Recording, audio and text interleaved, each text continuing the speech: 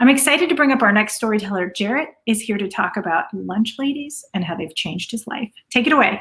Thank you so much. Thank you.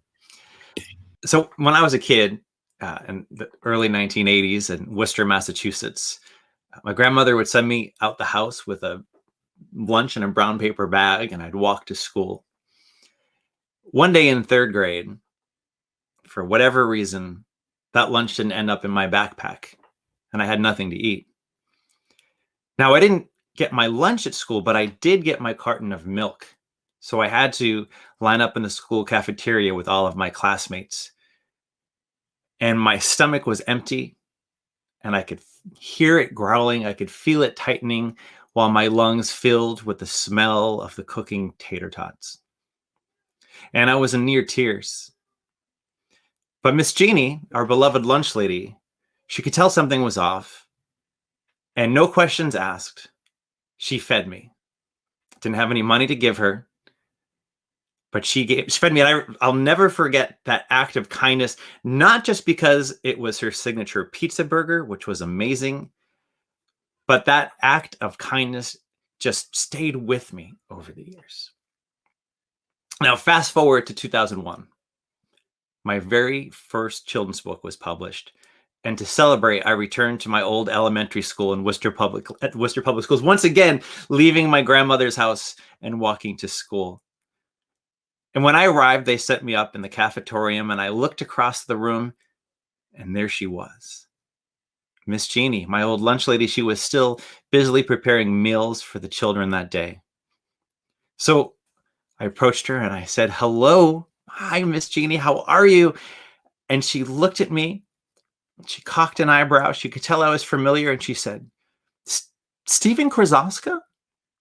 Now, I was amazed that she knew I was a Krosoczka, but Stephen is my uncle who's 20 years older than I am. And they weren't classmates. She had been his lunch lady as well.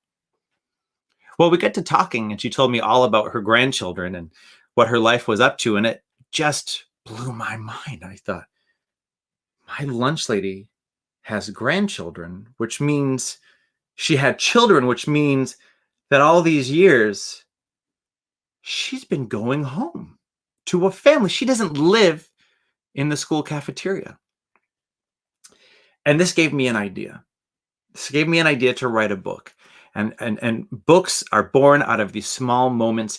And I thought, I'm going to write a book about the secret lives of lunch ladies. And one thing led to another, and I thought they would be crime fighters. Now, at first, it was kind of a one-note joke.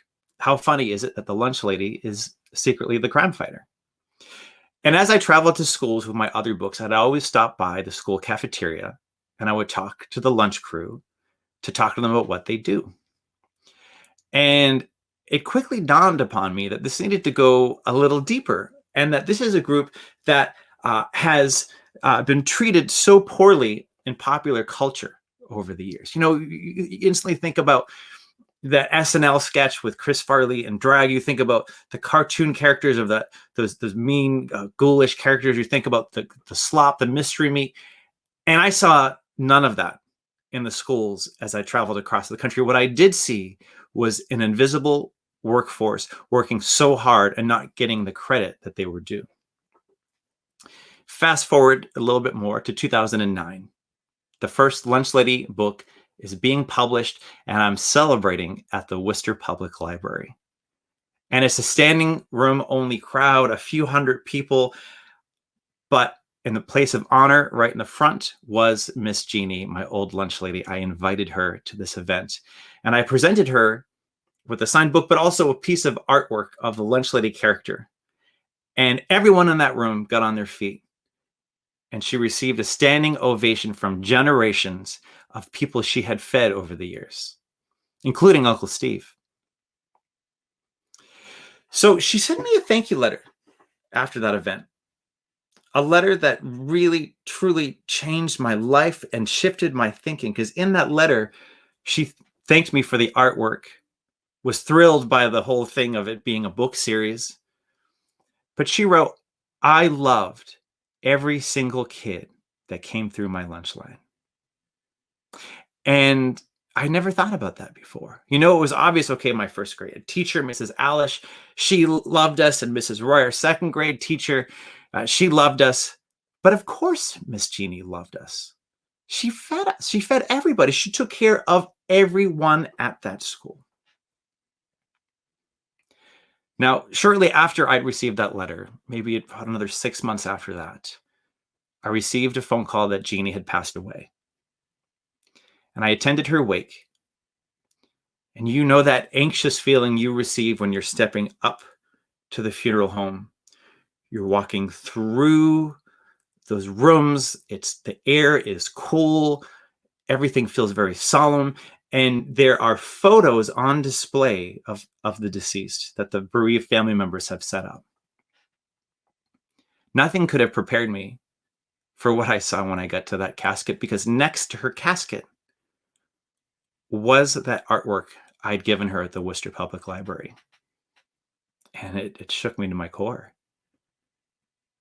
And I heard whispers from the family.